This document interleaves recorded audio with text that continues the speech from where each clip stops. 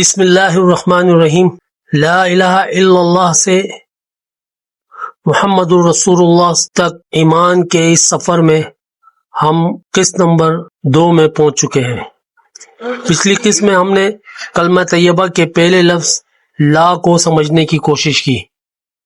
ہم نے سمجھا کہ لا کا مطلب نہیں یا انکار ہے، لیکن ہم نے یہ بھی سمجھا کہ جب ہم لا کہتے ہیں تو ہم دنیا کی چیزوں کے وجود کا انکار نہیں کرتے ہیں، ہم چاند کے وجود کا انکار نہیں کرتے، ہم سورج کے وجود کا انکار نہیں کرتے، ہم ڈاکٹر، استاد، ماں باپ، نبی، رسول، فرشتے یا کسی بزرگ کے وجود کا انکار نہیں کرتے۔ ہم صرف یہ کہتے ہیں کہ یہ معبود نہیں ہے۔ اور اب ہم کلمے کے دوسرے لفظ کی طرف آتے ہیں، الہ۔ الہ کا مطلب ہے معبود، یعنی وہ جس کی عبادت کی جائے، جسے پوجا جائے، جس کے سامنے جھکا جائے، جسے اپنا حقیقی آقا، مالک اور پروردگار سمجھا جائے۔ لیکن یہاں ایک بات سمجھنے کی ہے، انسان صرف بتوں کو ہی معبود نہیں بناتا، انسان صرف پتھروں کو ہی معبود نہیں بناتا۔ کبھی انسان دولت کو اپنا معبود بنا لیتا ہے، کبھی طاقت کو، کبھی بادشاہت کو، کبھی اپنی خواہشات کو، کبھی کسی انسان کو، کبھی کسی بزرگ کو، کبھی کسی قبر کو، اور کبھی انسان اپنی خواہشات کو اتنا بڑا بنا لیتا ہے کہ اللہ کے حکم کے مقابلے میں اپنی خواہش کو ترجیح دینے لگتا ہے۔ یہی وجہ ہے کہ ہمیں سمجھنا ہوگا کہ اللہ صرف اس کو نہیں کہتے جس کے سامنے انسان سجدہ کرے، بلکہ جسے انسان اللہ کے مقابلے میں عبادت کا مستحق سمجھے، جس سے غیبی مدد کی امید رکھے، جس کے سامنے انتہائی عاجزی اختیار کرے، جسے نفع اور نقصان کا حقیقی مالک سمجھے۔ یہ سب وہ معاملات ہیں جنہیں سمجھنا ضروری ہے۔ اب ہم ایک ایک کر کے سمجھتے ہیں کہ دنیا کی کون کون سی چیزیں ہمارا حقیقی الہ نہیں ہو سکتی۔ چاند الہ نہیں ہو سکتا، سورج الہ نہیں ہو سکتا، تارے الہ نہیں ہو سکتے، زمین اور آسمان الہ نہیں ہو سکتے، پہاڑ اور سمندر الہ نہیں ہو سکتے، پتھر اور بت الہ نہیں ہو سکتے، دولت اور طاقت الہ نہیں ہو سکتے، ڈاکٹر الہ نہیں ہو سکتا، پروفیسر اور استاد الہ نہیں ہو سکتے، ماں باپ اور اولاد الہ نہیں ہو سکتے، فرشتے الہ نہیں ہو سکتے، نبی اور رسول الہ نہیں ہو سکتے، ولی، بزرگ اور پیر الہ نہیں ہو سکتے، قبر، مزار اور تعویذ الہ نہیں ہو سکتے، کیونکہ جو خود محتاج ہو وہ ہمارا حقیقی الہ نہیں ہو سکتا۔ ڈاکٹر علاج کرتا ہے، لیکن ڈاکٹر خود بھی محتاج ہے، وہ خود بھی بیمار ہو سکتا ہے، وہ خود مر سکتا ہے، وہ خود اپنے لیے شفا پیدا نہیں کر سکتا۔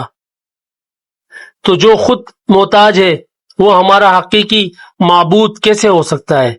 یعنی ہمارا حقیقی الہ کیسے ہو سکتا ہے؟ پروفیسر علم دیتا ہے، لیکن وہ خود بھی کسی نہ کسی سے علم حاصل کر چکا ہے۔ استاد پڑھاتا ہے، لیکن وہ خود بھی کسی کا شاگرد رہا ہے۔ ماں باپ ہماری پرورش کرتے ہیں، لیکن وہ خود بھی محتاج ہیں۔ وہ ہمیں دنیا میں لانے کا ذریعہ بنتے ہیں، لیکن خود اپنی پیدائش کے مالک نہیں تھے۔ وہ ہمیں رزق دینے کی کوشش کرتے ہیں، لیکن اپنے رزق کے مالک خود بھی نہیں ہیں۔ نبی اور رسول اللہ تعالیٰ کے برگزیدہ بندے ہیں، اللہ کے محبوب بندے ہیں، اللہ کے بھیجے ہوئے رسول ہیں، لیکن وہ اللہ کے بندے ہیں۔ ولی، بزرگ اور پیر بھی اللہ کے بندے ہیں، اور چاند، سورج، زمین، آسمان اور پوری کائنات بھی اپنے وجود اور بقا کے لیے کسی کے محتاج ہیں۔ تو جو خود محتاج ہو وہ ہمارا حقیقی الہ کیسے ہو سکتا ہے؟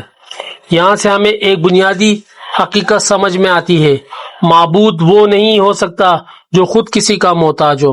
حقیقی معبود وہی ہو سکتا ہے جو کسی کا محتاج نہ ہو، جو سب کو دے لیکن خود کسی سے نہ مانگے، جو سب کو پیدا کرے لیکن خود کسی کا پیدا کیا ہوا نہ ہو، جو سب کو زندگی دے لیکن خود کسی کو دی ہوئی زندگی کا محتاج نہ ہو، جو سب کا مالک ہو لیکن خود کسی کی ملکیت نہ ہو۔ اور یہی وہ مقام ہے جہاں ہمیں کلمے کے اگلے حصے کی طرف جانا ہوگا۔ ہم نے کہا لا یعنی نہیں، پھر کہا الہ یعنی معبود۔ اب تک ہم نے یہ سمجھا کہ دنیا کی کوئی بھی محتاج چیز ہمارا حقیقی معبود نہیں ہو سکتا، لیکن اب سوال یہ ہے کہ اگر یہ سب معبود نہیں ہے تو پھر معبود کون ہے؟ اگر چاند معبود نہیں، سورج معبود نہیں، ستارے معبود نہیں، پتھر اور بت معبود نہیں، دولت اور طاقت معبود نہیں، انسان، فرشتے، نبی اور بزرگ معبود نہیں، تو پھر حقیقی معبود کون ہے؟ اب کلمہ طیبہ ہمیں اس سوال کا جواب دیتا ہے، الا اللہ، سوائے اللہ کے۔ اور یہی بات ہم اگلی قسط میں تفصیل سے سمجھیں گے کہ الا اللہ کا مطلب کیا ہے، اور جب ہم کہتے ہیں لا الہ الا اللہ تو اس پورے جملے کا اصل مفہوم کیا بنتا ہے۔ واللہ عالم بالصواب، اگر اس میں کوئی کمی کوتاہی یا غلطی ہوئی ہو تو ہم اللہ تعالیٰ سے معافی کے طلبگار ہیں۔ اگر آپ اس ایمان کے سفر کو آخر تک سمجھنا چاہتے ہیں تو اگلی قسط ضرور دیکھیں۔ چینل کو سبسکرائب کر کے بیل آئیکن ضرور دبائیں تاکہ نئی قسط اپلوڈ ہوتے ہی اس کا نوٹیفیکیشن آپ کو مل سکے، اور ویڈیو کو لائک اور شیئر کریں اور اپنی دعاؤں میں یاد رکھیں۔ السلام علیکم ورحمۃ اللہ وبرکاتہ۔